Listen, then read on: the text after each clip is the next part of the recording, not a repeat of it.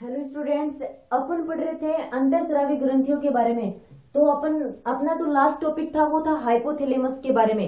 तो अब अपन पढ़ेंगे पीयूष ग्रंथि के बारे में, पिट्यूटरी ग्लैंड के बारे में, उसकी संरचना के बारे में, उसके कार्यों के बारे में। पीयूष ग्रंथि जो होती है वो मटर के दाने की आकृति की होती है, जो गुलाबी रंग की ग्रंथि होती है। और अपनी जो ये पीयूष ग्रंथि होती है ये एक व्रंत की सहायता से हाइपोथैलेमस से जुड़ी रहती है, और उस व्रंत को क्या बोला जाता है? एम्फीडीबुलम। ठीक है, एम्फीडीबुलम की सहायता से अपनी जो पिट्यूटरी ग्लैंड होती है वो हाइपोथैलेमस से जुड़ी रहती है। यहाँ पर आपको पीयूष ग्रंथि पिट्यूटरी ग्लैंड का डायग्राम दिखाई दे रहा होगा, और इसके अंदर पीयूष ग्रंथि के जितने भी पार्ट्स होते हैं, कितने भागों में वो डिवाइड होती है, वो पार्ट भी स्पष्ट रूप से नजर आ रहे हैं। तो अपनी पीयूष ग्रंथि जो होती है वो पीयूष ग्रंथि दो पालियों से मिलकर बनी होती है। एक होती है अपनी अग्रपाली, और अग्रपाली को क्या बोला जाता है? एडिनोहाइपोफाइसिस। एक होती है अपनी पश्चपाली, और पश्चपाली को बोला जाता है न्यूरोहाइपोफाइसिस। पीयूष ग्रंथि जो होती है ये दो पालियों से मिलकर बनी होती है। फर्स्ट होगी अपनी एडिनोहाइपोफाइसिस,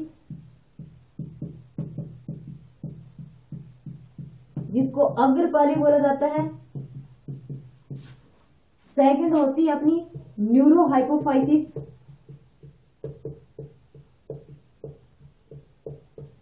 जिसको पश्चपाली बोला जाता है। और अपना जो ये एडिनोहाइपोफाइसिस होता है, ये एडिनोहाइपोफाइसिस अपनी पिट्यूटरी ग्लैंड जो होती है उसका लगभग 75% जो पार्ट होता है वो एडिनोहाइपोफाइसिस के द्वारा बनाया जाता है। और अपना जो ये पार्ट होता है ये एपिथेलियल कोशिकाओं का बना हुआ होता है। ठीक है, ग्रंथिल एपिथेलियल कोशिकाओं से अपना एडिनोहाइपोफाइसिस या अग्रपाली वाला पार्ट बना हुआ होता है। अगर अपन बात करें अपने एडिनोहाइपोफाइसिस जो होता है वो कितने पार्ट्स में डिवाइड होता है, तो एडिनोहाइपोफाइसिस 3 भागों में विभाजित होता है। और वो 3 पार्ट कौन कौन से होते हैं? फर्स्ट पार्ट होता है अपना पार्स ट्यूबेरिलिस, सेकंड होता है पार्स इंटरमीडिया,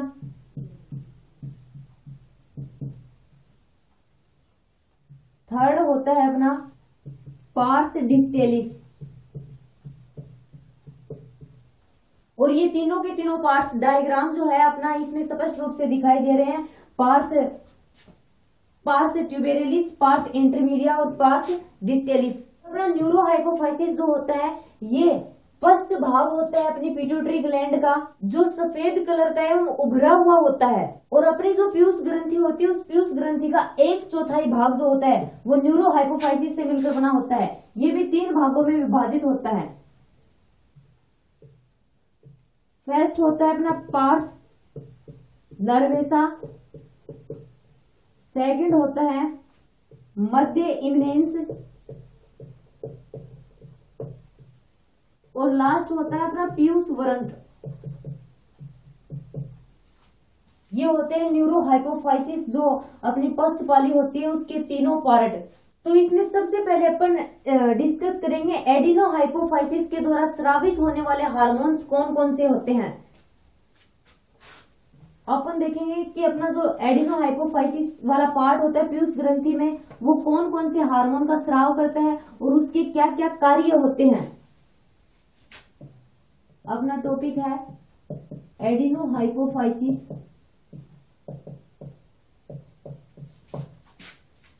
द्वारा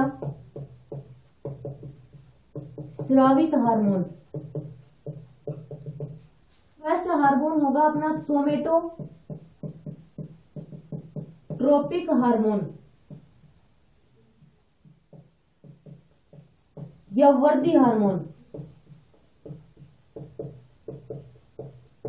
ग्रोथ हार्मोन भी बोला जाता है जिसको। तो अपना सोमेटोट्रोपिक हार्मोन या वर्दी हार्मोन इसके नाम से स्पष्ट हो रहा है, शरीर में वृद्धि को प्रमोट करने वाला हार्मोन होता है। ये वृद्धि को प्रेरित करने वाला हार्मोन जो होता है वो होता है अपना सोमेटोट्रोपिक हार्मोन या वृद्धि हार्मोन, जो पीयूष ग्रंथि के एडिनोहाइपोफाइसिस पार्ट के द्वारा स्रावित किया जाता है। और अपनी जो बॉडी होती है, शरीर की जितनी भी लंबी अस्थियां होती है उन अस्थियों पर इसका प्रभाव ज्यादा होता है।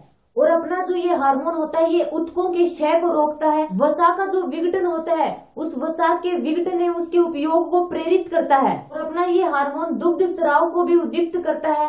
अगर अपन बात करें अपना जो ये वर्दी हार्मोन होता है, इस वर्दी हार्मोन के अधिक स्राव से या फिर कम स्राव से अपनी बॉडी में कौन कौन से रोग, कौन कौन सी डिसीज या डिसऑर्डर्स हो सकते हैं, उनके बारे में अगर अपन डिस्कस करें तो अपना जो ये वर्दी हार्मोन होता है, इस वर्दी हार्मोन के अल्प स्राव से बौनापन हो सकता है। मतलब शरीर की लंबाई जो होती है वो शरीर की सामान्य लंबाई कम होना, मतलब व्यक्ति जो होता है वो बौना हो जाता है।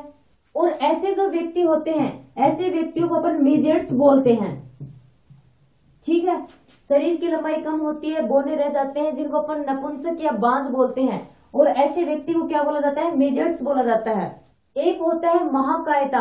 महाकायता में क्या होता है कि जो व्यक्ति की लंबाई होती है उसमें अपना वर्दी हार्मोन या फिर सोमेटोट्रोपिक हार्मोन जो होता है उसका स्राव ज्यादा हो जाता है। उसका स्राव ज्यादा होने से व्यक्ति की लंबाई जो होती है वो सामान्य से ज्यादा हो जाती है।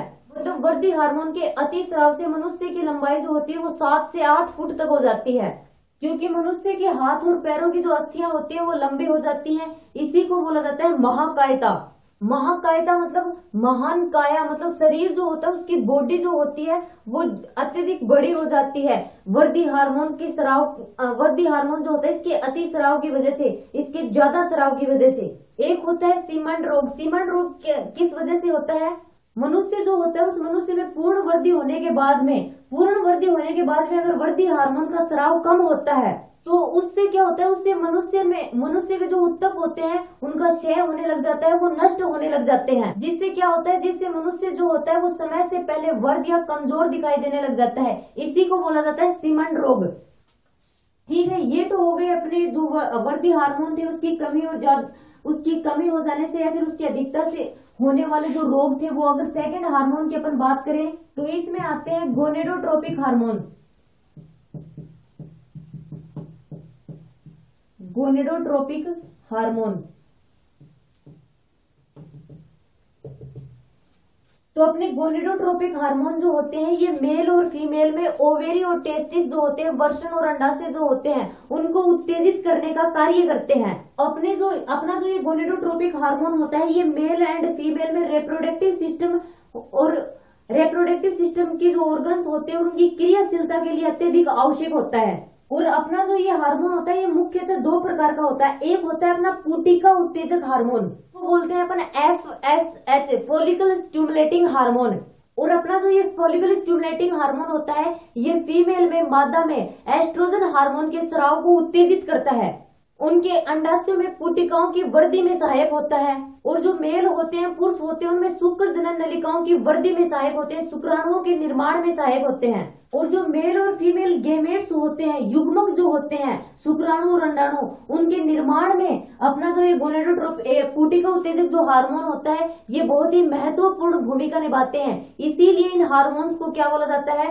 गेमेटोकाइनेटिक कारक भी बोला जाता है। ठीक है, इसीलिए जो फॉलिकल स्टिमुलेटिंग हार्मोन होते हैं उनको गेमेटोकाइनेटिक कारक भी बोला जाता है। अगर अपन दूसरे हार्मोन की बात करें तो दूसरा हार्मोन होता है अपना ल्यूटिनाइजिंग हार्मोन।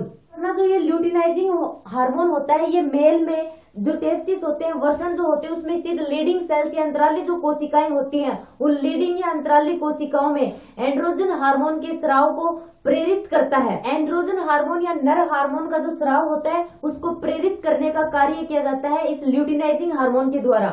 और जो फीमेल होती है उन फीमेल के अंदर काफियन पुटिका के परिपक्वन में, अंडोत्सर्ग में कार्पस ल्यूटियम के विकास को प्रेरित करने में इस हार्मोन की महत्वपूर्ण भूमिका होती है। और फीमेल जो होती है उनके अंदर प्रोजेस्टेरोन हार्मोन के स्रावण को भी ये प्रेरित करता है। ठीक है, गोनेडोट्रोपिक हार्मोन जो होते हैं इसमें मुख्य प्रकार के 2 हार्मोन होते हैं। एक तो अपना होता है FSH, पुटिका उत्तेजक हार्मोन या फॉलिकल स्टिमुलेटिंग हार्मोन। सेकंड होता है अपना ल्यूटिनाइजिंग हार्मोन।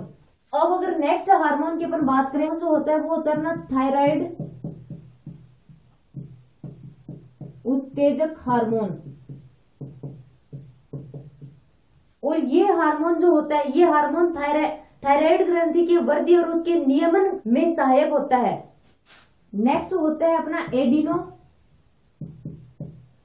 कार्टिकोट्रोपिक हार्मोन। अपना एडिनोकार्टिकोट्रोपिक हार्मोन जो होता है ये अधिभगक जो ग्रंथि होती है उस अधिभगक ग्रंथि के कोर्टेक्स का जो पार्ट होता है, कोर्टेक्स वाला जो भाग होता है उसकी वृद्धि में सहायक होता है एवं उससे निकलने वाले जो हार्मोन होते हैं उन हार्मोनों के ऊपर नियंत्रण रखने का कार्य किया जाता है इसके द्वारा। नेक्स्ट होता है अपना लैक्टोजेनिक ट्रोपिक या प्रोलैक्टिन अथवा मेमोट्रोपिक हार्मोन।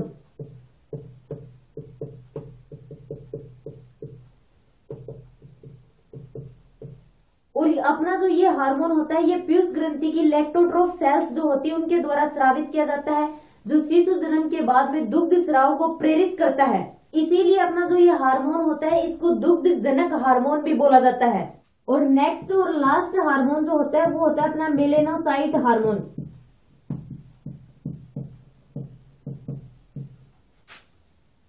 मेलेनोसाइट प्रेरक हार्मोन। और अपना जो ये हार्मोन होता है इसको इंटरमीडियन भी बोला जाता है क्योंकि ये हार्मोन एडिनोहाइपोफाइसिस के पार्ट्स इंटरमीडिया पार्ट से स्रावित होता है। और इस हार्मोन का कार्य क्या होता है, अपनी जो स्किन होती है, अपनी जो त्वचा होती है उसके ऊपर जो तिलों का फॉर्मेशन होता है, तिलों का जो निर्माण होता है, जो स्किन होती है उस स्किन पर चिकते से हो जाते हैं वो इसी हार्मोन की वजह से होते हैं। ठीक है, तो अपने जो ये एडिनोहाइपोफाइसिस वाला जो पार्ट है इसके द्वारा इतने इंपॉर्टेंट हार्मोन जो है वो उनका सीक्रेशन किया जाता है और ये इंपॉर्टेंट भी है। एग्जाम में क्वेश्चन पूछ सकते हैं पिट्यूटरी ग्लैंड के एडिनोहाइपोफाइसिस द्वारा स्रावित हार्मोनों के नाम लिखे, उनके कार्य लिखे, या फिर पूछ लेंगे न्यूरोहाइपोफाइसिस द्वारा स्रावित हार्मोन तथा उनके कार्य लिखे। तो अब अपन डिस्कस करेंगे न्यूरोहाइपोफाइसिस के द्वारा कौन कौन से हार्मोन जो होते हैं उनका सीक्रेशन किया जाता है और उनका क्या फर्क होता है।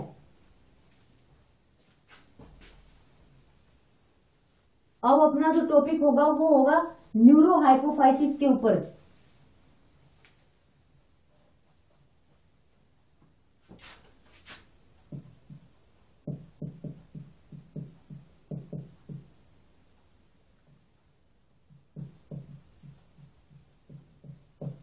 न्यूरोहाइपोफाइसिस द्वारा स्रावित हार्मोन है वेसोप्रेसिन हार्मोन या एंटीरो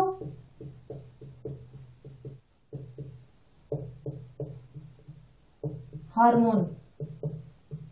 वेसोप्रेसिन हार्मोन है, इसको एंटोडायरेटिक हार्मोन क्यों बोला जाता है, क्योंकि ये वकक नलिकाओं के द्वारा जल के पुनः अवशोषण को बढ़ाता है। वकक जो नलिकाएं हैं इनके बारे में अपन अपना एक्सक्रिएशन सिस्टम उत्सर्जन तंत्र जब पढ़ रहे थे उसमें भी अपन ने वकक नलिकाओं के बारे में पढ़ा था। तो अपना जो ये हार्मोन होता है ये वकक नलिकाओं के द्वारा जल के पुनः अवशोषण को बढ़ाता है, इसीलिए इसे एंटीडायरेटिक हार्मोन या मूत्र विरोधी हार्मोन कहा जाता है।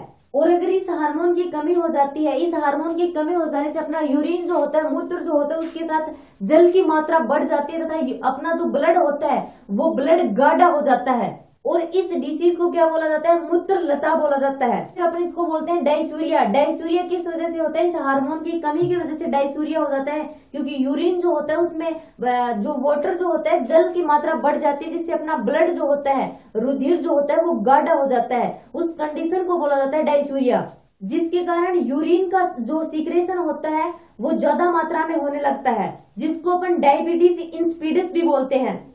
और अपना जो ये हार्मोन होता है ये हार्मोन रक्त दाब को भी बढ़ाता है। अब अपना नेक्स्ट हार्मोन होगा वो होगा ऑक्सीटोसिन या पीटोसिन। और अपना जो ये ऑक्सीटोसिन होता है ये गर्भावस्था का जो अंतिम काल चल रहा होता है उस टाइम इसका सीक्रेशन ज्यादा होता है, जिससे गर्भाशय जो होती है उसकी एनेथिक पेशियों में संकुंचन होता है। और अपना जो ये ऑक्सीटोसिन हार्मोन होता है ये इस ऑक्सीटोसिन हार्मोन की वजह से प्रसव पीड़ा जो होती है वो शुरू होती है, जिससे शिशु जन्म जो होता है वो आसानी से हो पाता है। अपना जो न्यूरोहाइपोफाइसिस का पार्ट होता है पीयूष ग्रंथि का, उसके द्वारा सिर्फ इन दो हार्मोनों का सीक्रेशन किया जाता है, वेसोप्रेसिन और ऑक्सीटोसिन। ठीक है, तो यहाँ पर अपनी पिट्यूटरी ग्लैंड जो होती है वो कंप्लीट हो जाती है और अपनी जो पीयूष ग्रंथि है वो पूरे के पूरे इस चैप्टर में इंपॉर्टेंट है। पीयूष ग्रंथि से क्वेश्चन आने के चांसेस ज्यादा है। एक छोटा क्वेश्चन ये भी बनता है कि पीयूष ग्रंथि जो होती है वो अपनी बाकी जितनी भी ग्लैंड्स होती है, बाकी जितनी भी ग्रंथियां होती हैं, उन सभी ग्रंथियों पर नियंत्रण रखती है, कंट्रोल रखती है। इसीलिए अपनी पीयूष ग्रंथि को क्या बोला जाता है? मास्टर ग्रंथि भी बोला जाता है। अब अपना जो नेक्स्ट टॉपिक होगा वो होगा थायराइड ग्रंथि के ऊपर। अपन पढ़ेंगे कि थायराइड ग्रंथि की संरचना कैसी होती है और थायराइड ग्रंथि के द्वारा कौन कौन से हार्मोनों का सीक्रेशन किया जाता है और उनका असंतुलन हो जाने से कौन कौन से डिसऑर्डर्स हो जाते हैं।